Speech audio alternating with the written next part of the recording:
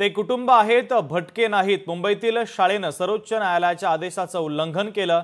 कॅम्पसमधून भटके कुत्रे काढण्यास नकार देण्यात आलेला आहे। शाळा, रुग्णालय आणि सार्वजनिक वाहतूक केंद्राच्या परिसरातून भटक्या कुत्र्यांना काढून टाकण्याचे आदेश सर्वोच्च न्यायालयाने दिले असले तरी साकीनाका येथील लोकमान्य टिळक नगर येथील LM ट्युलिप इंग्लिश स्कूलनं एक पत्र जारी केलंय, ज्यामध्ये ते पालन करणार नसल्याचं म्हटलेलं आहे। हे दोन डॉगी आमचे येवा आणि पांढरे, त्यांना आम्ही लहानपणापासून सांभाळलेलं आहे आणि एवढ्या लहानपणापासून सांभाळल्यानंतर आता जो गव्हर्नमेंटचा पत्र आलेला आहे की यांना रस्त्यावरती कुठल्या दुसऱ्या शेतामध्ये सोडायचं, तर यांना आम्ही लहानपणापासून सांभाळलेलं असल्यामुळे यांना आम्ही आमच्या मुलाप्रमाणे वाढवलेलं आहे। तर आता यांना आम्ही कसं बाजूला करायचं? या शाळेमध्ये फक्त कुत्रे पाळीव प्राणी म्हणून नाहीये, हे दोन गार्ड आहेत।